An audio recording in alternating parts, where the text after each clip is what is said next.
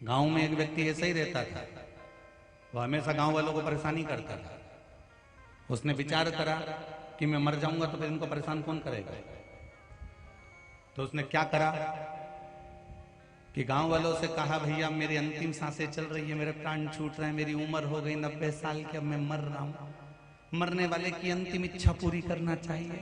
मेरे दोनों हाथों में 2 कील ठोक दो और पांव के पंजे में 2 कील ठोक दो, बस इतनी सी मेरी अंतिम इच्छा है, फिर मैं मर जाऊंगा। गांव के लोगों ने मना करा, ऐसा नहीं हो सकता, हम नहीं ठोक सकते, देखो अच्छी बात नहीं है, नहीं तुम्हें सौगंध है, तुम्हें ठोकना पड़ेगी, मेरी अंतिम इच्छा पूरी करना पड़ेगी। और गांव के सरपंच ने कहा ठोक दो। गांव के लोग कीला लाए, दो उसके हाथ में ठोका, दो उसके पांव में ठोका। मरने से पहले उसने एक लेटर लिख दिया था कि मैं मरना नहीं चाहता था, गांव के लोगों ने मुझे कील ठोक के मार दिया। उसने कहा जीते जी मैं लोगों को परेशान करा, मरने के बाद कैसे करूंगा। तो उसने आइडिया निकाला कि ऐसे कर सकता।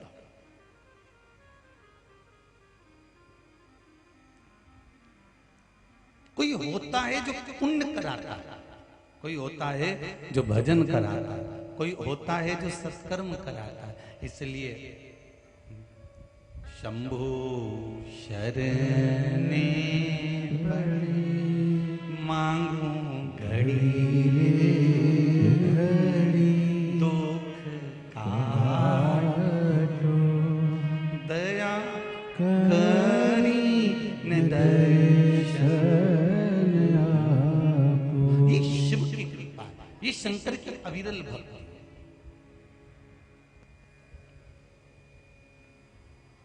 कल कोई कह रहा था कि गुरुजी से कहना कि कल अक्षय तृतीया है ना, तो ब्याह शादी जरा ज्यादा है। तो वो शैलेश भैया है ना, उन्होंने कहा होगा कि गुरुजी से कह देना कि जरा ब्याह शादी ज्यादा है, तो हो सकता है कि पहले दिन कथा में कम लोग आए। पर बापड़ा हो तुम काया गए इतना सारा।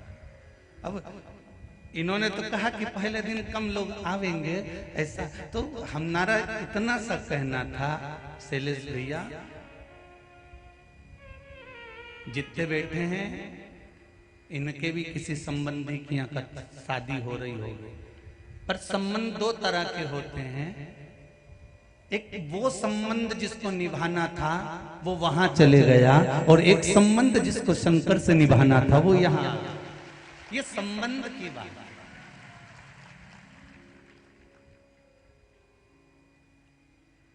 इसीलिए ये पंडालों से बाहर बाहर ढेर बैठे हो। ये शिव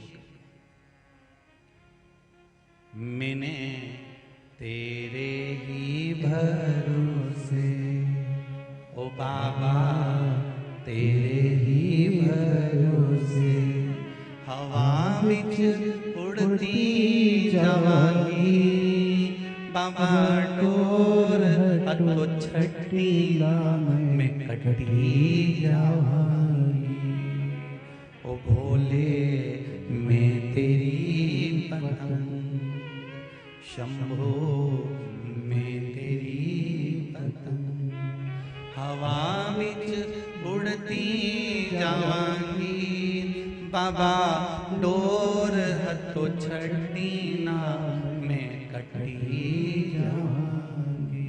भगवान से केवल एक संबंध हमको जोड़ना, एक रिश्ता बनाना। और शिव महापुराण की कथा केवल एक संबंध जोड़ने का काम करती है। पशुपति व्रत जब हम करते हैं, पशुपति व्रत जब हम धारण करते हैं, भगवान शंकर की आराधना करते हैं, शिव जी के मंदिर में जाते हैं, सुबह पूजन करते हैं, शाम को 6 दिए लेकर जाते हैं, मीठे का प्रसाद लेकर जाते हैं। जब हम शंकर की आराधना करते हैं तब उस आराधना में, शिव की भक्ति में जब हम शंकर के दीप प्रकट करते हैं तो ये शिव से संबंध जोड़ना है कि हम तुम्हारे हैं और तुम हमारे।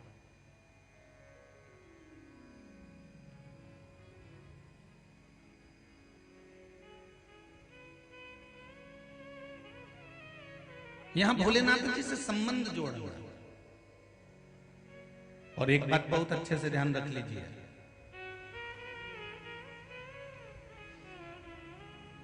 जिन जिन के घर में शादी में गए हो ना, जब दुख का समय आए ना, उनको बुला कर देखना। जब थोड़ा बहुत पैसे की तंगी पड़ जाए, दुख आ जाए, बीमारी आ जाए, कष्ट आ जाए, तो जितनों के यहाँ शादी में गए हो उनको बुला कर देखना। और तुम्हारे दुख के समय में एक बार देवाधिदेव महादेव को बुला कर देखना। दोनों संबंध कहां पर मालूम पड़ेंगे कि वो कहां, वो संबंध आपको मालूम पड़ जाएगा कि कौन सा संबंध किस जगह पर काम आ रहा है।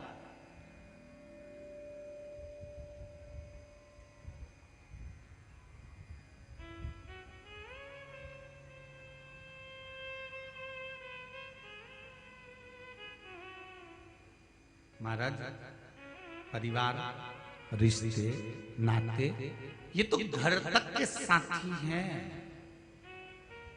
और घर के बाहर तो इससे तो आगे भजन ही है साथी, हरि के भजन में अकेला रहेगा। हरि मन दो दिन का मेला रहेगा, कायम जनी का झमेला रहेगा। संपूर्ण जीवन के इन संबंधों को देख लो। आज एक अक्षय तृतीया है, मां अन्नपूर्णा का जन्मोत्सव भी है। आज मेरे भगवान विष्णु के अवतार श्री परशुराम भगवान का जन्मोत्सव भी है। आप सभी को मेरे परशुराम भगवान की और अन्नपूर्णा माता के जन्म महोत्सव की बहुत बहुत बहुत बहुत बधाई।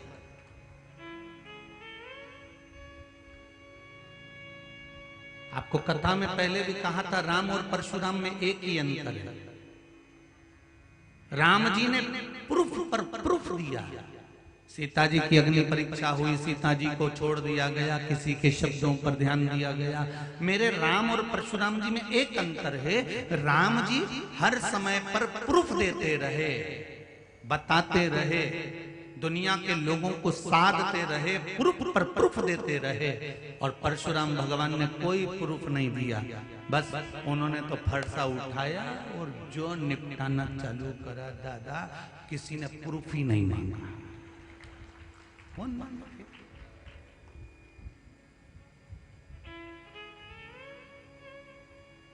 फिर कौन मांगे कि भैया दादा इससे कौन भिड़े?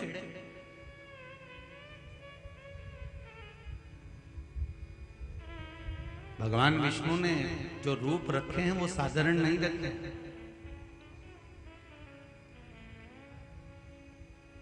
भगवान विष्णु ने जो स्वरूप धारण करे हैं वो साधारण नहीं करे। संपूर्ण भारतवासियों को, संपूर्ण देशवासियों को आज माता अन्नपूर्णा के प्रागट्य दिवस की और भगवान परशुराम भगवान के प्रागट्य दिवस की बहुत बहुत बधाई, बहुत बहुत बधाई। आपका जीवन भगवान परशुराम जी से सीखिए कि माता का शीश काटने के बाद अपने पिता से कह दिया कि मुझे वापस मेरी मां जीवित कर दे दीजिए।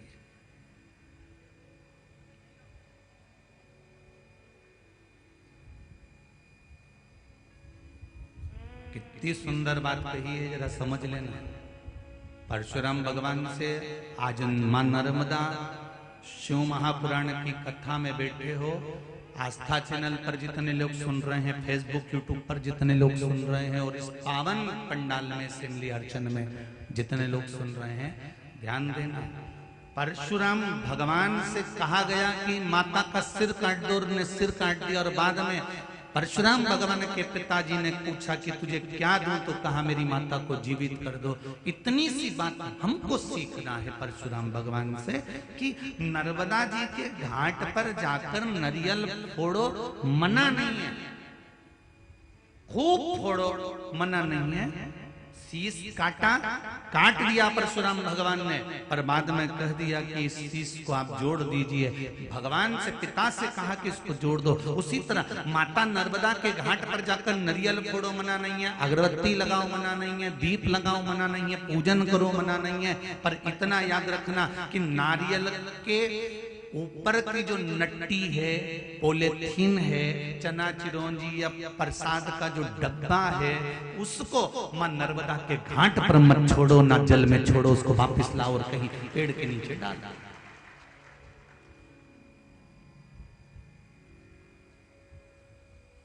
पवित्र भक्ति में दिखावा नहीं होना चाहिए। भक्ति में कुछ आपको पहले भी कथा में कहा कि शिव मंदिर में अगर आप अगरबत्ती नहीं लगा सकते, दिया नहीं लगा सकते, पूजन नहीं कर सकते, एक लोटा जल नहीं चढ़ा सकते, आप शंकर जी के मंदिर में एक बेलपत्र समर्पित नहीं कर सकते, आप शिव मंदिर में जाकर एक लोटा पानी नहीं चढ़ा सकते, तो मत चढ़ाओ। इतना तो कर सकते हो कि जीवन में अगर दुख आए, तकलीफ आए, कष्ट आए, तो तुम्हारे पास कुछ भी नहीं है ना, तो शंकर जी के मंदिर में जाकर थोड़ी झाड़ू लगा लो, थोड़ा पोछा लगा लो, थोड़ी सफाई कर लो। इतना भी अगर आपने कर लिया, 1 महीने क्या 15 दिन कर कर देख, तेरे खुद रास्ते साफ हो जाएंगे। तू 15 दिन कर। तो ये पत्र आए देखिए, जो पढ़े वो यहाँ पर है, जो नहीं पढ़े वो यहाँ।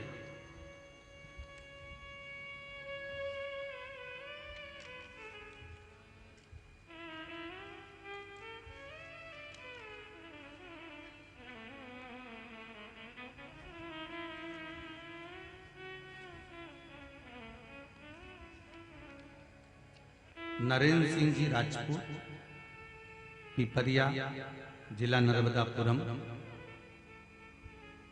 कहीं बैठे हो तो हाथ उठाइए। आप ही हैं? दोनों हाथ हिलाइए जरा। हर हर महादेव। आपने पत्र में लिखा है राजपूत जी, गुरुजी 1 साल से मेरे सीने में दर्द था, डॉक्टर को दिखाया, ईसीजी करवाया, दवाइयां दी, खाने पर आराम लग जाता था, पर दर्द फिर चालू हो जाता था। दर्द इतना था कि असहनीय था, बहुत तकलीफ रहने लगी। फिर एक बार शिव महापुराण की कथा आपकी टीवी पर सुनी, और मैंने एक दिन आपके द्वारा बताया गया 1 लोटा जल एवं बेलपत्र का प्रयोग करना प्रारंभ करा। जल लेकर आता, उसको पीता, बेलपत्र लेकर आता, चढ़ाकर उसको खाता, थोड़ा सा जल नैनों में और वक्षस्थल पर लगाता। अब मुझे दवाइयां खाने की जरूरत नहीं, मैं पूर्ण तरह से स्वस्थ हो चुका हूं। ये शिव कृपा है। बैठिए राजपूत, ये शंकर की कृपा, शिव की उदारता। एक पत्र और बड़ा सुंदर है, देखिए।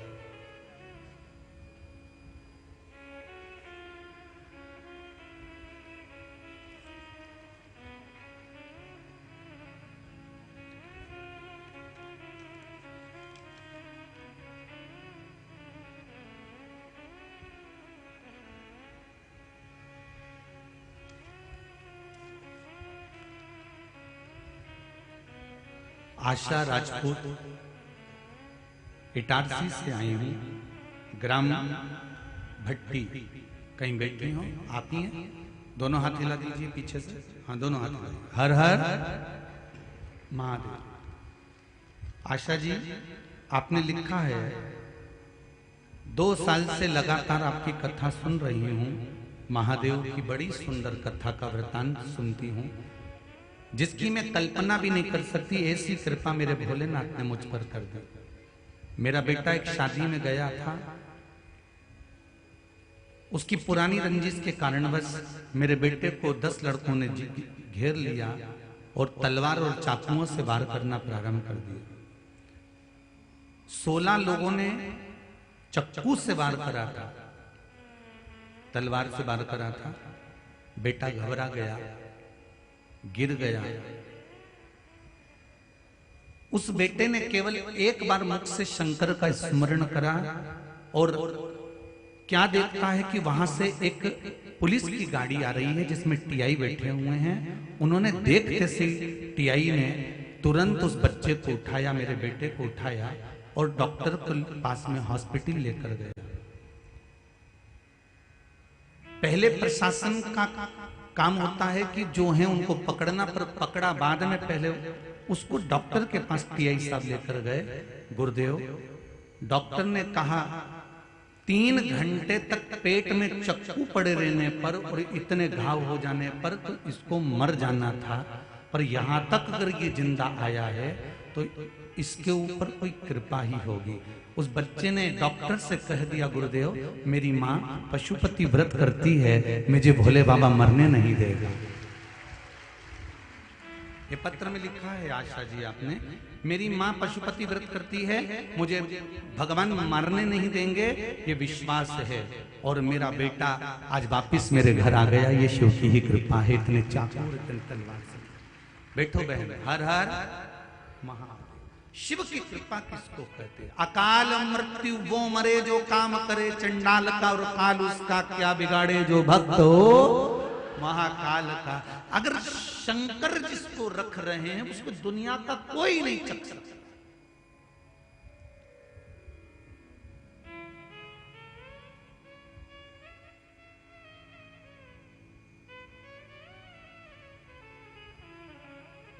एक उंगली अगर किसी पर उठा रहे हो ना, एक उंगली अगर किसी पर आप उठाकर कर रहे हो कि ये ऐसा है, ये ऐसा कर रहा है, वो ऐसा कर रहा है, वहां ऐसा हो रहा है, तो ये 3 उंगलियां आपकी ओर जाकर बता रही है कि तुम अपने अंदर झांक कर देखो कि तुम कैसे हो, तुम्हारी सोच कैसी है, तुम्हारे विचार कैसे हैं, तुम्हारी दृष्टि कैसी है।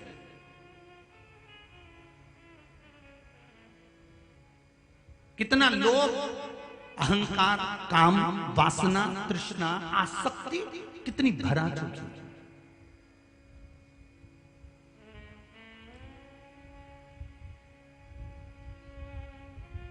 भाई जिंदगी में एक बात याद रखिएगा, बनने का प्रयास करिएगा तो सीढ़ी बनने का प्रयास करना कि हम किसी को ऊपर की ओर बढ़ा सकें, किसी का एक आनंद की ओर उसको अग्रण्य कर सकें।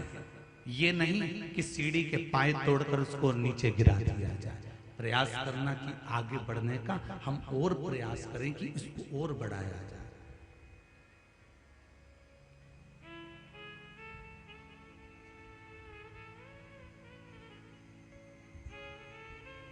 जब हम आ रहे थे अभी गाड़ी से, जहां हम रुके हैं संत निवास पर, तो वहां से जब हम आ रहे थे तो कोई बेले के फल का रस बांट रहे थे, तो बड़ी प्रसन्नता हुई कि देखो कथा करवाने वाला व्यक्ति कथा करवा रहा है, पर गांव के लोग, असेंबली हरचन के लोगों ने ये विचार कर लिया कि बैसाख के महीने में सेवा करने का ये मौका दूसरी बार नहीं मिलने वाला असेंबली हरचन वालों को। तो उन्होंने कहीं पानी रख दिया, कहीं शरबत रख दिया, कोई शक्कर घोल घोल कर रसना भर भर कर पिला रहा है, तो कोई बेल का रस पिला रहा है। इससे बढ़कर सुख और क्या होगा। फिर मौका मिले ना मिले, लोग जाते हैं दूसरी जगह जाके भंडारे खोलते हैं, भोजन कराते हैं। हमें मौका मिला है, ना जाने कितने कितने गांव के लोग यहाँ पर आकर भगवान शिव की कथा कर तत्व ग्रहण कर रहे हैं। उनका सुख, उनका आनंद।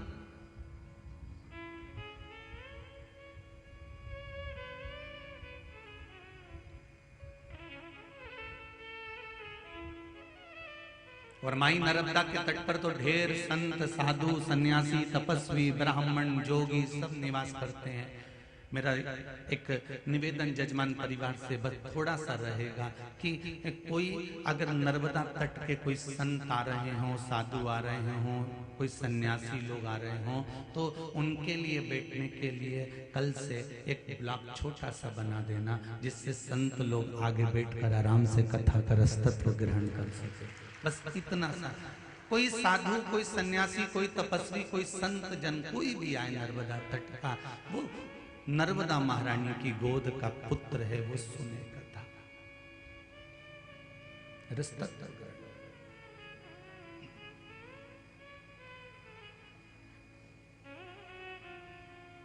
मां नर्मदा शिव महापुराण की कथा सुनने बैठे हो। शिव महापुराण की कथा कहती है सत्यता के मार्ग पर जब अपन चलते हैं तो दुनिया के कई दुख हमारे सामने आकर खड़े हो जाते हैं। दुख भले आए, पर यदि शिव की भक्ति आपके भीतर है शंकर का स्मरण आपके भीतर है तो वो दुख तुम्हारे सामने जरूर आएंगे पर आपके ऊपर हावी नहीं हो पाएंगे। ऐसा नहीं है कि दुख नहीं आते, दुख तो आएंगे। जैसे धूप और छांव है, दिन और रात है, सुबह और शाम है, उसी तरह जीवन के पहलू में सुख और दुख है। जैसे एक चक्र चलता है ना, बहुत बड़ा चक्र जब चलता है जिंदगी का चक्र में, एक तरफ सुख है तो एक तरफ दुख है। बस इतना जीवन में स्मरण रहे कि जो व्यक्ति जब ज्यादा अहंकार में फूल जाता है, काम में, लोभ में, आसक्ति में, तृष्णा में, वासना में जब ज्यादा फूल जाता है तो चक्र उसको उठाकर दूसरी जगह पटक सकता है, फिर वही जीवन शुरू हो सकता है।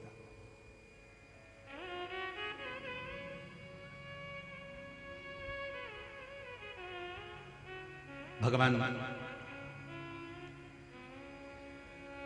और आया एक बार श्री हनुमान जी महाराज के भीतर भी थोड़ा सा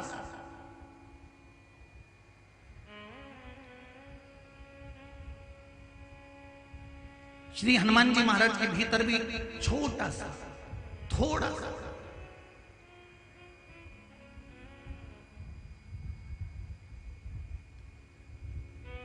एक भक्ति का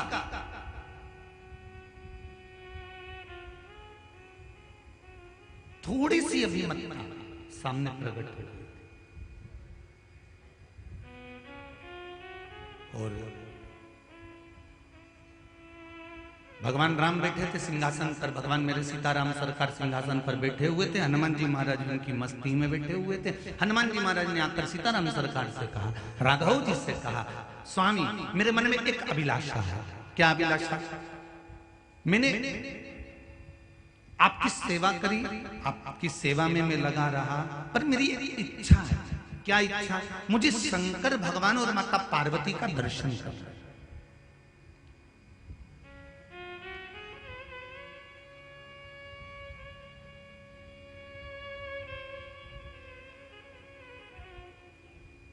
शिव और पार्वती का दर्शन करना है और मुझे कैसे भी बस शंकर और पार्वती का दर्शन मिल जाए। तो राम जी ने कहा, एक काम करो ना, कैलाश पर चले जाओ, राम जी का शंकर भगवान और माता पार्वती का दर्शन मिल जाएगा। तो जाओ कैलाश पर, शंकर पार्वती का दर्शन करना है तो कैलाश चले जाइए। अब एक बात याद रखना, ये कथा आपकी और हमारी है,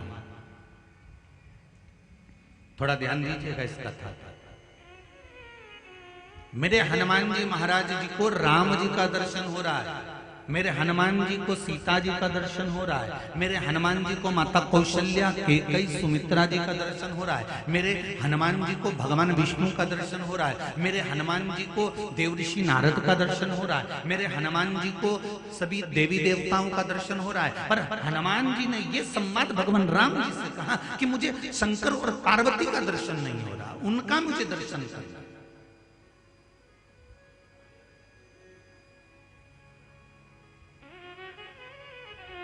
तो कहा आप कैलाश पर चले जाओ।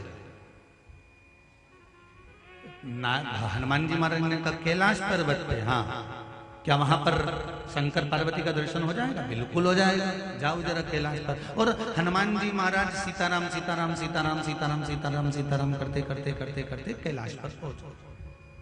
अब हनुमान जी तो कैलाश पर पहुंच गए तो बाहर नंदी बैठा हुआ। नंदी ने कहा, ए बानर कहां जा रहे हो? आप मुझे जानते नहीं है? नंदी ने कहा, मैं आपको पहचानता हूं, आप हनुमान जी है ना? हाँ। राम जी के सेवक है ना? हाँ। राम जी की भक्ति करते हैं ना? हाँ। यहाँ क्यों आए हो? मुझे शंकर जी और पार्वती जी का दर्शन करना है। तो नंदी ने कहा, हनुमान मैं तुम्हें दर्शन तो करा देता, मना नहीं है हनुमान जी, पर दिक्कत केवल एक छोटी सी है।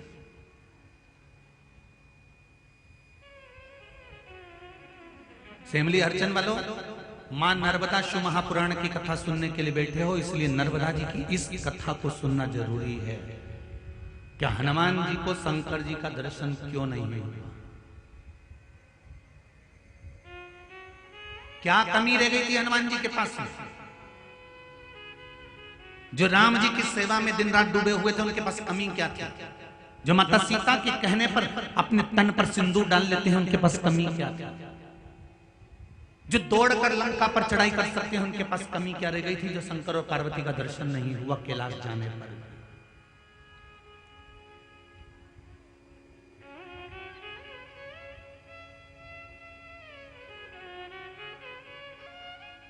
जो पल में लंका में आग लगा सकते हैं, वो शंकर और पार्वती का दर्शन क्यों नहीं पा रहे? कभी विचार करना, सेमली हरचंद में रहने के बाद भी, सेमली हरचंद के आसपास में रहने के बाद भी 10 किलोमीटर, 20 किलोमीटर, 25 किलोमीटर, 50 किलोमीटर रहने के बाद भी अगर आप शिव महापुराण की कथा में नहीं पहुंचे हैं, पंडाल तक नहीं पहुंचे हैं, तो ऐसा क्या कर दिया था आपने कि भगवान की कथा तक में नहीं पहुंच पा रहा? और जो पहुंच गए हैं उनने कौन सा पुण्य करा होगा?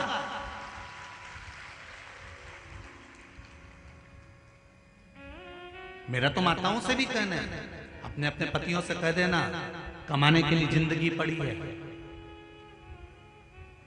और किसके लिए जोड़ रहे हो?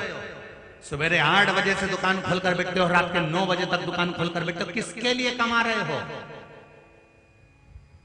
पत्नी और बच्चों के लिए। जब अंतिम समय में प्राण छूटेंगे और ऊपर जाओगे, तब वो यम के दूत भी कहेंगे, दुकान पर बैठकर नौकरी में, सर्विस में झूठ तूने बोला, प्रपंच तूने बोला, गलत तूने बोला, छल तूने करा, कपट तूने करा, बेईमानी तूने करी, इसलिए तुझे नरक भोगना पड़ेगा। तो वो जीवात्मा कहती है, मैंने तो अपनी पत्नी के लिए कमाया था, मैंने बच्चों को आगे बढ़ाने के लिए कमाया था, मैंने बच्चों के लिए करा था, इसलिए मैंने झूठ बोला था, इसलिए मैंने कपट करा था, तो मुझे नरक भेज रहे हो तो मेरी पत्नी और बच्चों को भी भेजो। तो यम के दूत कहेंगे, झूठ तूने बोला, छल तूने करा, कपट तूने करा, बेईमानी तूने करी, इसलिए सुन ले भेरू, भोगेगा भी तू, कोई दूसरा नहीं भोगने वाला। तो मेरी माताओं से निवेदन, तुम तो जोरदार खजूर वाली चोटी वोटी बना के रहे हो, अपने कोई टेंशन नहीं, जरा सी रत्ती भर की जो होगा, आग लगे बस्ती में, अपन रहे हो मस्ती में। बस इतना जरूर करना कि अपने अगर सेमली हरचंद के 50 किलोमीटर, 60 किलोमीटर, 100 किलोमीटर के दायरे में रहते हो, तो एक बार पति से जरूर कह देना, सुनो जी सुनो, मैंने कथा का सुना है, नर्मदा भी नहा लेंगे और नर्मदा की शिव महापुराण भी सुन लेंगे, जरा चले के 5 मिनट होके आए, चले।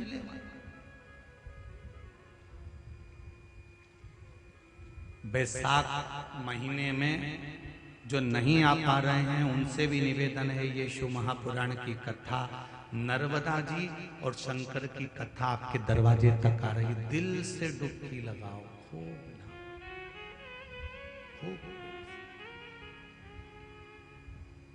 और कोई इससे बाँचने वाला कोई दूसरा नहीं, शिव शंकर है, करवाने वाला कोई दूसरा नहीं, शिव शंकर है, और सुनने वाला कोई दूसरा नहीं, शिव शंकर, कोई दूसरा। जो मैं कहते हैं ना कि मैं बाँच रहा हूं या मैं कर रहा हूं या मैं करवा रहा हूं, इनका मैं तो कहीं पर भी टूट सकता। एक महाराज जी प्रवचन में कह रहे थे, मेरे मुंह से 7 दिन तक गंगा बहेगी, तुम सब डुबकी लगा। एक गांव का व्यक्ति दौड़ के अपने घर गया, पत्नी से जाकर कहा, सुन, पिताजी की अस्थियां रखी थी, कहाँ है? पत्नी बोली, क्यों, तुम गंगा जी जा रहे हो? पति बोला, फालतू की बात मत कर, गंगा जी जाने की जरूरत नहीं है, गंगा ही अपने गांव में आ गई है। अच्छा, हाँ, तू बता पिताजी की अस्थियां कहाँ धरी? तो के वो कबेलू पे धरी, मगरी के ऊपर। तो उन्होंने जो ऊपर कबेलू पे अस्थि धरी थी उसको निकाली और सिलवट्टे पे उस पे चक्कू बुनी चटनी बनाने का, जम के तो बोला, क्या बोलते हैं उसको, सिलवट्टा, उसको वो लुड़िया से छील रगड़ ली और रगड़ के और उसकी चटनी बना के उसे पीस के पुड़िया। तो पत्नी के इसको, तुम्हारे पिताजी की हड्डियों को पीस क्यों रहे हो? पति बोला, तू फालतू की बात मत कर, जहां से गंगा निकल रही है वो छोटी सी जगह है, और पीस के पुड़िया बांध के कथा में बैठ गए। और कथा में बैठा, और जैसे ही महाराज जी ने फिर दूसरे दिन कहा, मेरे मुंह से 7 दिन तक गंगा बह रही है, ने तुम सब डुबकी लगा। इतने में तो खड़ा हो गया, रुको महाराज थोड़ा सा प्रसाद खा, और खड़े होके जो महाराज जी के दिया, महाराज जी ने वही व्यासपीठ पे लेके मुंडा में धरा, और मुंडा में धरते से दांत में जो चर्र बोला, और चर्र बोलते थे। तो महाराज जी ने पूछा क्या खवा दो, क्या खवाया? तो के गुरुजी तुम ही बोल रहे थे 7 दिन तक गंगा बह रही, गंगा बह रही। तो मैंने सोचा पिताजी की अस्थियों को गंगा जी में खवाना था, तो मैंने सोचा यही खवा दूं।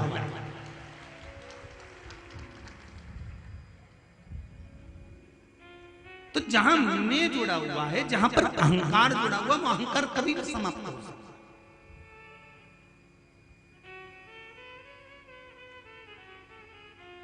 दुनिया के लोग चने के झाड़ पर चढ़ाने वाले बहुत मिलेंगे। बहुत बढ़िया लिखा, बहुत बढ़िया कहा, बहुत बढ़िया, बहुत जोरदार, और तुम्हें चढ़ा चढ़ा चढ़ा चढ़ा चढ़ा चढ़ा ऊपर से नीचे पटक देंगे। बहुत जोरदार, बहुत। पर तुम्हें समझाना है, अपनी बुद्धि से चिंतन कर कर कहना है, सुनो जी कथा रसतत्व हो रही है और स्मरण करना, कथा सुनो। बड़ी मुश्किल से मिलती है। हनुमान जी राम राम भज रहे हैं, सीता राम भज रहे हैं, पर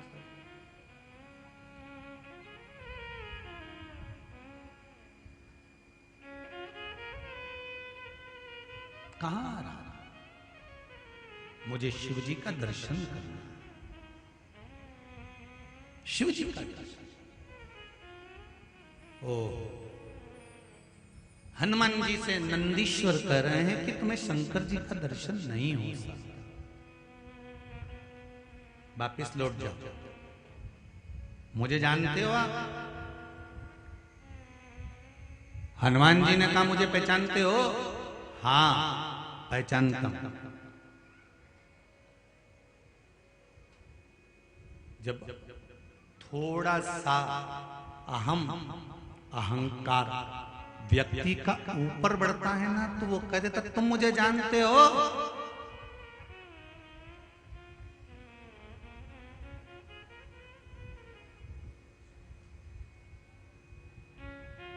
कई जगह कथा करने जाते हैं ना,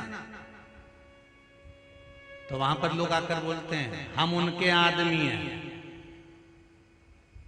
तुम हमें पहचानते हो? कई लोग कुबेरेश्वर धाम पर रुद्राक्ष लेने आते हैं, तो वहां पर आकर कहते हैं हम उनके आदमी हैं, तुम हमें पहचानते हो? तो वहां पर जो कार्यकर्ता होते हैं वो कहते हैं हम भी शंकर के आदमी हैं, पहचानते हो? सबके लिए समता का भाव होना चाहिए।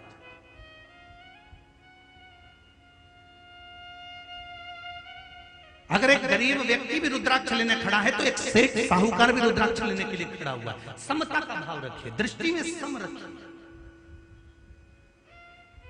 कितना बड़ा दोष है साहब, सनातन धर्म के भीतर कितना बड़ा दोष बताया जरा देखिए। पहले जब शादी होती थी, तो शादी में जब लोग भोजन करने बैठते थे, तब एक पंगत भंडारे की जब भोजन करने बैठते थे, भंडारे की या संत भोज की या साधु भोज की जब पत्तल लगती थी, पंगत लगती थी, विवाह की जब पंगत लगती थी, तो एक जैसी पंगत जब लग जाती थी, उस पंगत में लगने के बाद एक साथ भोजन चालू होता था। बोलो सही है कि गलत है?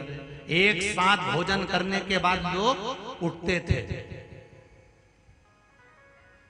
एक साथ भोजन करने बैठते थे और एक साथ उठते थे। और जो परसगारी करने आता था, गुलाब जामुन लेकर आया, चाहे बर्फी लेकर आया, चाहे पूड़ी लेकर आया, चाहे सब्जी लेकर आया, सबसे पूछते पूछते पूछते पूछते जाता था। ये नहीं कि उसका पहचान वाला वहां बैठा है तो वहां पहुंच गया और गुलाब जामुन दे दी। क्यों? क्योंकि अगर पहचान वाले को गुलाब जामुन दे दी और यहां से लेकर वहां तक में अगर 14 लोग बैठे हुए, 15 लोग बैठे हुए, उन 15 लोगों को नहीं पूछा और उनको अगर गुलाब जामुन नहीं दिए, तो वो 15 के भूखे रहने का दोष तो जिसने अपने पहचान वाले को गुलाब जामुन दिए उसको लग जाता था, और 1 वर्ष तक उसको अन्न का निवाला देवयोग से नहीं बनता था।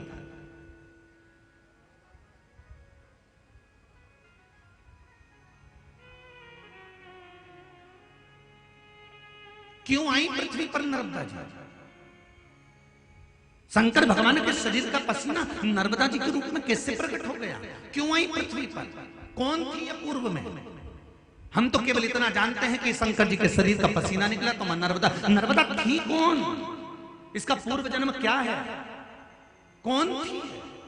ऐसा क्या तप कर दिया इस नर्मदा ने जो पृथ्वी पर आकर शंकर जी के शरीर के पसीना बनकर?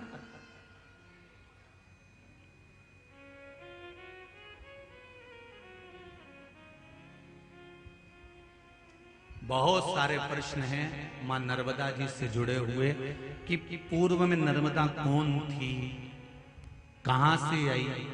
शंकर भगवान के शरीर का पसीना और 12 वर्ष की प्रकट हो जाना, अमरकंटक में आ जाना, मेखल की सुता बन जाना, मेखल की बेटी बन जाना और सोनभद्र के साथ में विवाह का प्रस्ताव हो जाना, ये तो सब बात आप लोगों ने सुन रखी है, इसका कोई वो नहीं है। पर मूल बात पर चलना है शिव महापुराण की कि नर्मदा पूर्व में कौन थी, कौन थी, क्यों आई।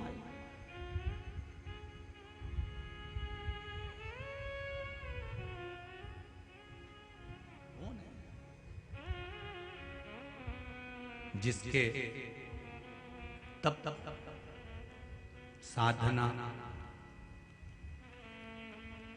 स्मरण में जीव डूबा रहता है, वो कौन है?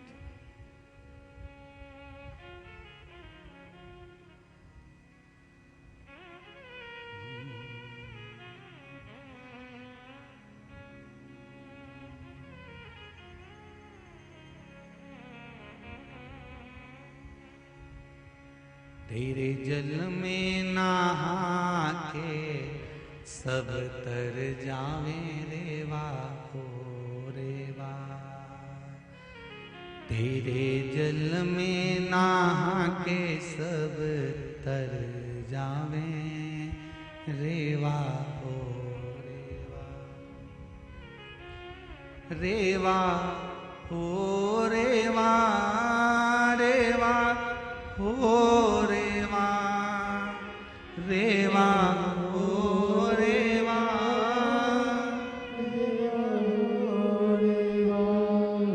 रेवा ओ रेवा, रेवा ओ रेवा, रेवा ओ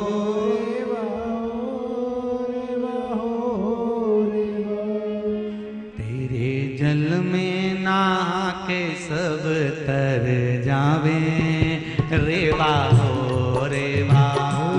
तेरे जल में नहा के सब तर जावे रेवा हो रेवा।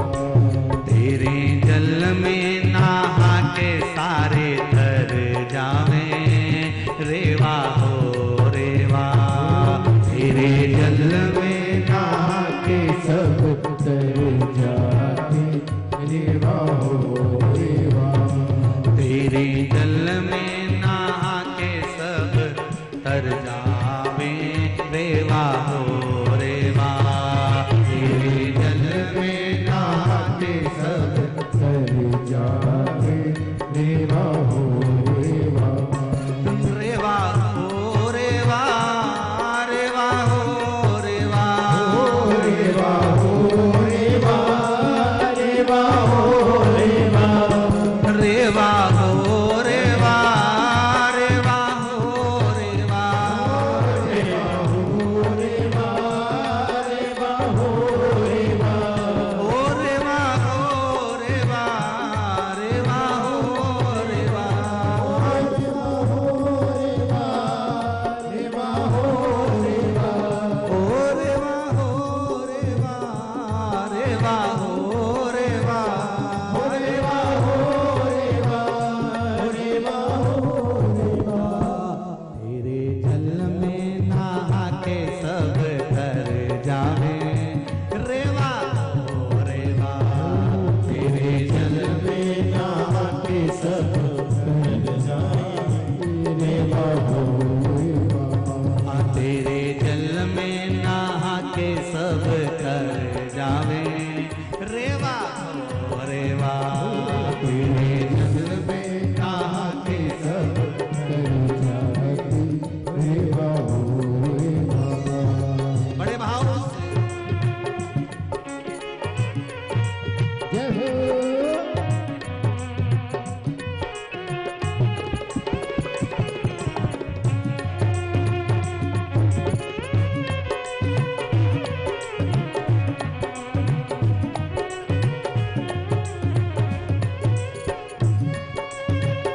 पीछे वाले भी दोनों हाथों से ताली से बजाएं। हर तरफ से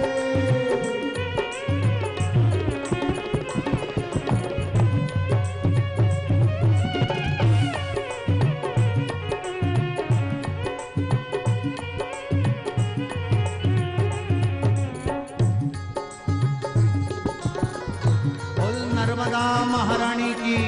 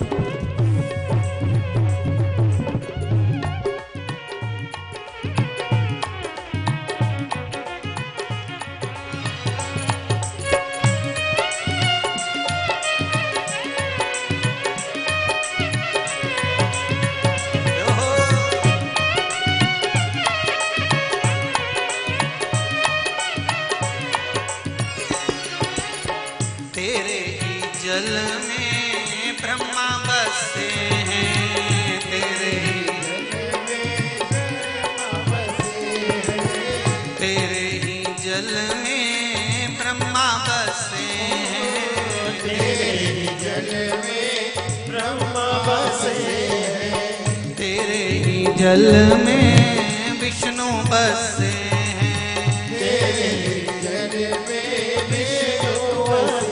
रेवा हो रेवा, रेवा हो रेवा, रेवा हो रेवा, रेवा हो रेवा, रेवा हो रेवा, रेवा हो रेवा, रेवा हो रेवा, रेवा हो रेवा। तेरे ही जल में ब्रह्मा बसे, तेरे जल में ब्रह्मा बसे, तेरे ही जल में विष्णु बसे, तेरे जल में विष्णु बसे। तेरे जल में ही साधु नहावे हो रेवा मैया, तेरे ही जल में साधु नहावे हो रेवा मैया, हो रेवा मैया। दोनों हाथों से बोले जय हो।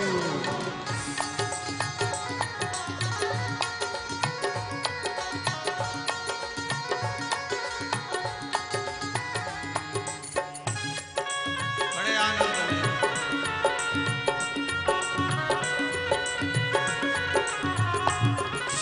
भगवान की जय, नर्मदा मैया की जय। जय हो शंभो। तेरे जल में नहा के सब तर जावे रेवा हो रेवा, तेरे जल में नहा के सब कर जाते रे बाहो रे बाबा। तेरे जल में नहा के सब तर जावे रेवा हो रेवा, तेरे जल में नहा के सब तर जाते रे बाहो रे बाबा। रेवा हो रेवा, रेवा हो रेवा,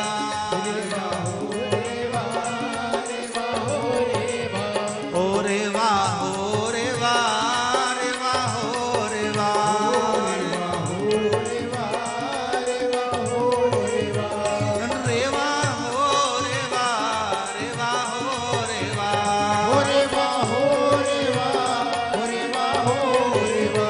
ओ रेवा हो रेवा,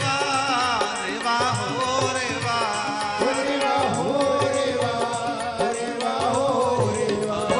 तेरे जल में नहा के सब तर जावे रेवा हो रेवा, तेरे जल में नहा के सब कर जाए रे बाहो रे बाबा।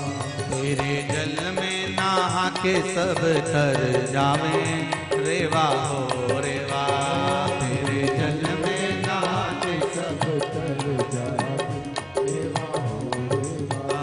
तेरे जल में नहा के सब तर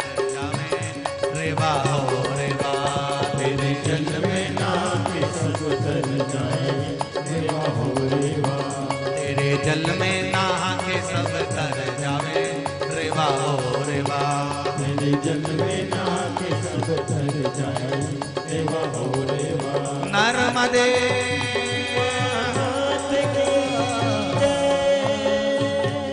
हर हर महादेव। मैया नर्मदा की कथा नर्मदा शिव महापुराण कह रही है। श्री हनुमान जी महाराज को रोग दिया श्री नंदीश्वर, नंदी ने रोग दिया। श्री शिवाय नमस्तो।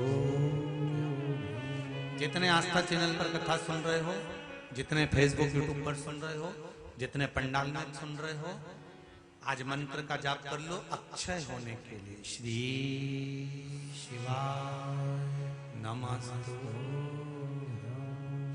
मंत्र का जाप शिव महापुराण के बीच में जब भी आए उसको जरूर करना, और बाद में अपने हृदय की बात शिव जी से कह देना कि मैं इस कथा को इसलिए सुन रही हूं कि मेरी ये मनोकामना है। मैंने सुना है कि शिव महापुराण के भीतर अगर इस मंत्र का जाप कर कर दिल की बात कही जाती है तो वो 3 महीने में पूर्ण होकर बाबा कथा में बुला ही रहता है। आप मेरे मन की कामना को पूर्ण करें। श्री शिवाय नमस्तु। श्री शिवाय नमस्तु। श्री शिवाय नमस्तु। श्री शिवाय नमस्तु। हनुमान जी महाराज को नंदीश्वर ने रोक दिया, रुको, तुम शंकर पार्वती का दर्शन नहीं कर सकते, अंदर नहीं जा सकते। क्यों? मैंने ऐसा क्या कर दिया जो मैं शंकर पार्वती का दर्शन नहीं कर सकता कैलाश पर? कभी यदि रोज मंदिर जाते हो, रोज भगवान के दरवाजे जाते हो, और कुछ दिन से तुम्हारा मंदिर जाना बंद हो गया, या भगवान शंकर को जल चढ़ाना बंद हो गया, या शंकर का भजन बंद हो गया, या स्मरण बंद हो गया, तो विचार करना कि तुमने कौन सा ऐसा कर्म कर दिया कि भगवान मुख तक नहीं देखना चाहता। बहुत ध्यान देना महाराज। जब हमारा कुछ बेकार समय चालू होता है ना, हम बहुत पैसे वाले बन गए, बहुत धनपति बन गए, हमारे पास में बहुत संपदा आ गई, हम बहुत अच्छा भजन करने लगे, हम बहुत अच्छा दान पुण्य करने लगे, हमने बहुत अच्छा मंदिर का आनंद कर लिया, हमने बहुत सारा सत्कर्म कर लिया, हमने बहुत सारी दुकानें खोल ली, हमने बहुत सारा व्यापार बढ़ा लिया, हमने बहुत अच्छी नौकरी लग गई, हमने बहुत अच्छा सर्विस करना चालू कर दिया। ये सब कुछ होने के बाद में तुम रोज मंदिर जाते थे, रोज पूजन करते थे, रोज अर्चना करते थे, सब कुछ भगवान ने दे दिया। और जब तुम्हारा विनाश का समय आता है, जब तुम्हारा दुख का पल आता है, जब तुम्हारी तकलीफ का समय आता है, तब भगवान तुम्हारा खाना पीना बंद नहीं करता। भगवान कभी तुम्हारा भोजन बंद नहीं करेगा दुख के समय पर। भगवान कभी तुमको आकर थप्पड़ नहीं मारेगा दुख के समय पर। भगवान कभी तुम्हारे कानों में आकर नहीं कहेगा कि अब तेरा बेकार समय आ गया। भगवान कभी तुम्हारा घर जमीन जायदाद नष्ट नहीं करेगा दुख के समय पर। भगवान सबसे पहले जब तुम्हारा दुख का समय आने वाला होता है, तब भगवान सबसे पहले एक काम करता है। कौन सा काम? अपने मंदिर में आना तेरा बंद कर देता है। इतना काम करा देगा, इतनी व्यस्तता दे देगा, इतनी व्यस्तता दे देगा, इतना काम लाकर छोड़ देगा कि तू मंदिर जाना जम के तो बोलो छोड़ देगा। धीरे धीरे तू मंदिर जाना छोड़ेगा। पहले एक आध दिन छूटेगा, कहीं शादी ब्याह में जाना है, कहीं पार्टी में जाना है, कहीं घूमने जाना है, मंदिर छूट गए। फिर धीरे धीरे धीरे धीरे 15 दिन मंदिर छूटेंगे, फिर 20 दिन छूटेंगे, फिर 1 महीना छूटेगा, फिर 2 महीना छूटेगा, फिर शरीर में कष्ट आने लगेगा तो मंदिर नहीं जा पाऊंगा, आज मुझे वहां जाना है मंदिर नहीं जा पाऊंगा, आज मुझे वो करना है मंदिर नहीं जा पाऊंगा। धीरे धीरे 5 महीना 6 महीना मंदिर में जाना भगवान बंद करवा देता है। क्यों? क्या कारण है? किसी ने भगवान से पूछा तुम ऐसा क्यों करते हो, मंदिर जाना क्यों बंद करवा देते हो? भगवान बोले जब ये दुख में आएगा, तकलीफ में आएगा, कष्ट में आएगा,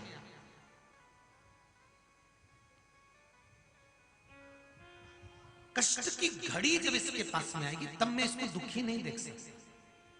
और मेरे मंदिर में आता है, लोग क्या कहेंगे, खूब कथा सुनती थी, टीवी खोल के आस्था चैनल के सामने बैठी रहती थी, दिन भर मोबाइल पर सुनती थी, इतना जब पशुपति व्रत करती थी, और अगर इसको दुख आएगा तो लोग, अगर ये मंदिर आती रही आती रही आती रही, आता रहा और दुख आ गया तो लोग क्या कहेंगे, इतना मंदिर जाने वाले के ऊपर इतना दुख आ गया, तो लोग कुछ तो कहेंगे ना। फिर नाम इसका खराब नहीं होगा, नाम तो देव अधिदेव महादेव का खराब होगा। इसीलिए भगवान ने कहा सबसे पहले मैं इसका भजन छुड़ाऊंगा, मंदिर छुड़ाऊंगा, कीर्तन छुड़ाऊंगा, नाम जाप छुड़ाऊंगा, कथा सुनना छुड़ा दूंगा, तब फिर दुख आएगा, चल जाएगा। तो एक निवेदन आप सबसे है, प्रभु तेरा द्वार न छूटे,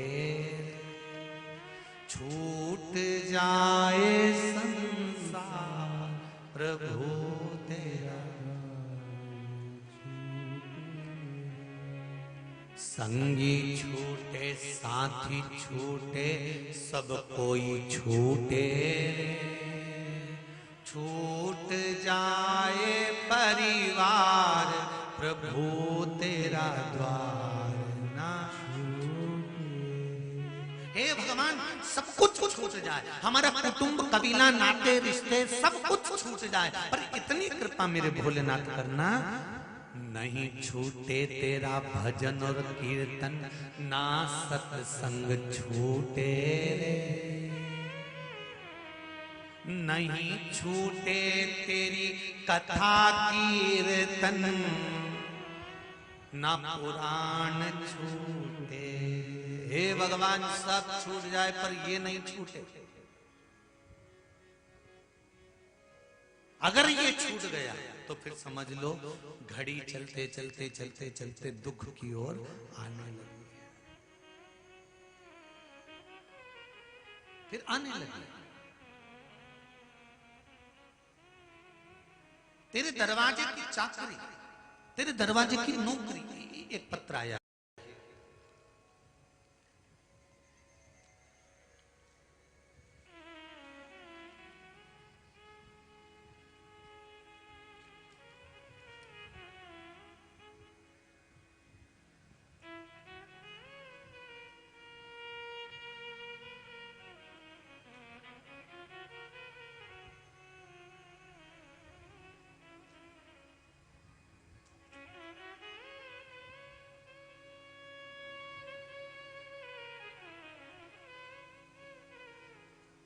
देखिए जरा लोग पशुपति व्रत किस किस चीज के लिए करते हैं, जरा समझिएगा, बहुत सुंदर बात है।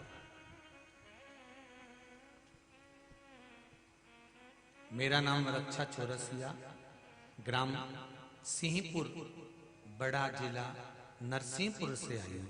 कहीं बैठी हो रक्षा जी चौरसिया तो खड़ी हो सकती हैं, दोनों हाथ हिला दें एक बार खड़े होकर। कहीं बैठी हो तो हाथ हिला दीजिए। रक्षा चौरसिया पीछे है क्या? दोनों हाथ हिलाओ बेटा, हाँ ठीक है, दिख गई। हर हर, एक बार फिर से हाथ हिलाइए, हर हर महादेव। रक्षा जी आपने लिखा है, मेरे माता पिता की तबीयत बहुत ज्यादा खराब हो गई थी, हॉस्पिटल में एडमिट कर दिया गया था, पर बाबा की कृपा से मेरे माता पिता ठीक हो गए। गुरुदेव, 1 से 1.5 एकड़ खेत में गन्ने की फसल लगाई हुई है। गन्ना कटने के बाद उसमें तुरंत पानी की जरूरत पड़ती है, पानी डालना ही पड़ता है जब गन्ना कट जाए। उसके बाद परिवार में विवाद चालू हुआ गुरुदेव, और पानी नहीं दे पाए गन्ने की इस फसल, गन्ना कटने के बाद तब बिना पानी के गन्ने की फसल बेकार हो जाती है अगर कटते से पानी ना मिले। 3 महीने हो गए थे पर पानी नहीं डाल पा रहे थे गुरुदेव। तब आखिरी आपने कहा था कि शंकर पर छोड़ दो और शंकर पर भरोसा करो, शिव जी का स्मरण करो। तब मम्मी ने, माता जी ने पशुपति व्रत करना प्रारंभ करा केवल जल के लिए, क्योंकि परिवार के लोग पानी देना बंद कर दिए गुरुदेव। तभी उस समय पर सिंचाई का कोई काम नहीं था, तो भी मां नर्मदा की कृपा हुई और शिव की कृपा हुई। पशुपति व्रत का 5वां सोमवार पूर्ण हुआ और सिंचाई का पानी अपने आप ही सिंचाई के उस नहर में आ गया। जो छोड़ा नहीं जा रहा था अपने आप उस नहर में आ जाता है और सिंचाई कर दी जाती है। और मां नर्मदा की कृपा से और शिव की कृपा से वो पशुपति व्रत फले और आज फिर गन्ने की फसल खड़ी हुई है। ये शिव की कृपा है। मतलब एक विचारणीय बात है कि आज के समय में लोग पशुपति व्रत पर, भगवान शंकर पर कितना विश्वास करते हैं कि जरा सा भी दुख आया तो शंकर की शरण जाना है, और बिल्कुल सत्य है।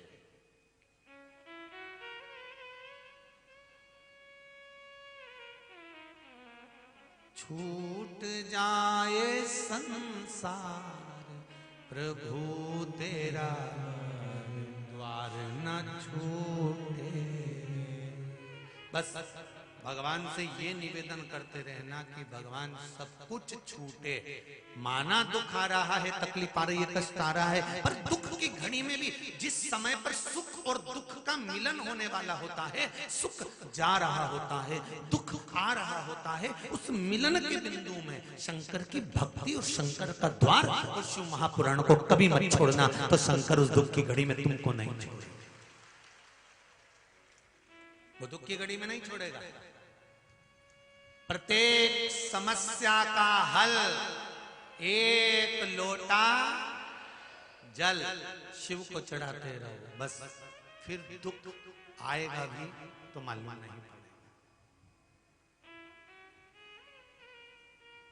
ऐसा नहीं है कि नहीं आएगा। मैंने तेरे ही भरोसे हवा बिच उड़ती जावांगी, बाबा डोर हथो छड़ी ना मैं कटती जाऊंगी। ओ भोले मैं तेरी हवा बिच उड़ती जावांगी, बाबा डोर हथो छड़ी ना मैं कटती जाऊंगी। शिव की कृपा से बाबा से कहना कि मेरा द्वार, मंदिर, चौखट, शिव महापुराण, शंकर का भजन ना छूटे। हनुमान जी मुझे अंदर जाने दो। नंदी कह रहे नहीं, तुम अंदर नहीं जा सकते, तुम्हें अंदर नहीं जाने दिया गया। क्यों?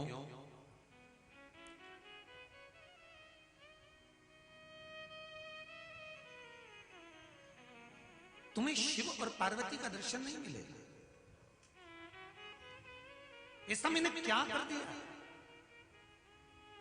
जो शंकर और पार्वती का दर्शन नहीं मिलेगा? विचार करना, ऐसा क्या कर दिया जो शिव महापुराण तक नहीं पहुंच पा रहा। आज मैं कथा नहीं देख पा रहा हूं, आज मैं नर्मदा शिव महापुराण की कथा मोबाइल पर या टीवी पर या पंडाल में नहीं सुन पा रहा हूं। ऐसा मैंने क्या करा जो मेरी कथा छूट गई? क्या करा जो शिव नहीं मिल रहे? क्या आप आए नहीं और सुबह हो गई, मेरी पूजा की था